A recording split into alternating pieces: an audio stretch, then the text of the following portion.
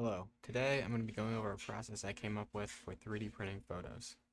So basically the way it works is you start out with a solid layer of black, and then from there you build up varying layers of white for varying shades of gray in between black and white to create a picture. So the process is pretty straightforward. I thought of it because I found this Fusion extension made by Hans Kellner called Image to Surface. Basically, this just allows you to take in a photo and then it uses the color information in that photo to create a 3D mesh in Fusion. Um, it has a series of examples here in the GitHub, and it also has installation instructions that are pretty straightforward. So if you follow these instructions, you'll end up with the Fusion extension right in here. So if you load that, I already had this in here, but you can just choose a file right here, load it in, and then it will convert it to a 3D mesh like so. Some important settings to look at are this step over right here. That'll essentially control the size. You can see dimensions over here.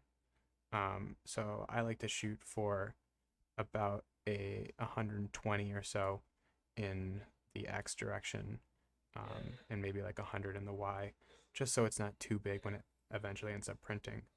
This size right here will take about 2.5 hours to print. For max height, I like to do 1 millimeter, just because when you're layering the white on top of each other, once you get past 1 millimeter, it's all just pretty much the same color. You lose the gradient effect. That's pretty nice. So from here, you can just hit generate surface, and it'll create this mesh right here for you in Fusion. So the next step is to go over to your create form section, and then utilities, convert, and you're going to go quad meshed T-splines first.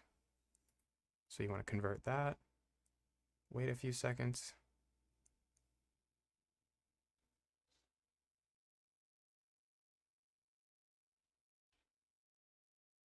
sometimes it takes a little bit. And now you have the T-splines version.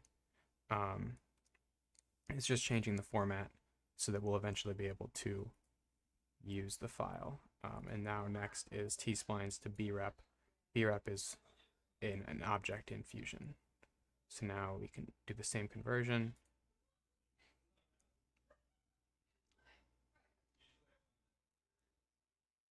And now we have a BREP object in Fusion. So the next step now is to add some thickness. Right now this is a two-dimensional plane. It doesn't have any thickness, so we won't be able to 3D print it. So what I'm going to do is add an offset plane right here, and I'm going to make that 1 millimeter away from the actual object. You can see it right here. And I'm going to make a sketch on that object. I'm going to project this corner right there, and then draw a rectangle right here. So now I have a rectangle that is 1 millimeter away from the surface. Just loft between the two there. And now you have a 3D object right here with a picture on it and then a 1 millimeter back.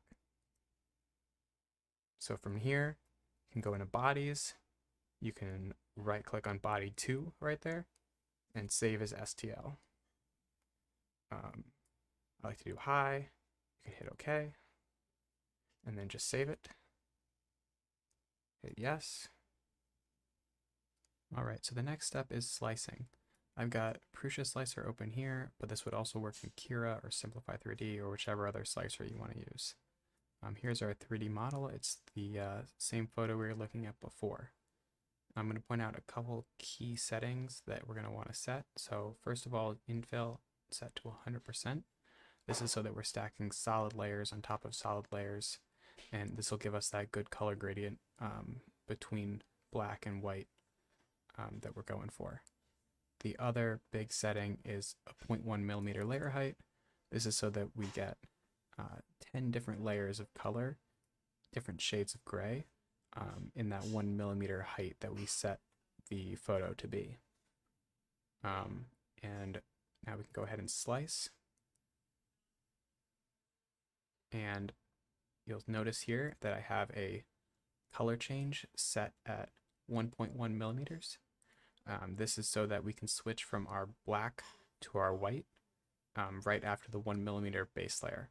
So after this color change, we're going to have various heights of white on top of the picture, on top of the base layer that make up the picture.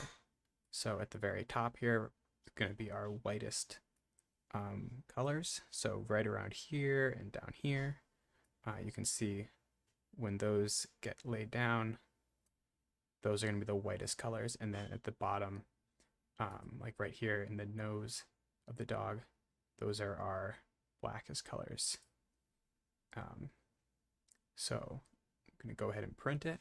You can see the first color is going to take about an hour and a half, and the second color is going to take about 50 minutes to print. After the first 10 layers of black, it's time to switch over to white. My Prusa printer makes this pretty easy with a handy built-in setting right in Prusa Slicer, but you should be able to do it with any printer or any slicer. You could either modify the G-code directly to add a pause, or you could manually pause the print and then change the color yourself. It's up to you.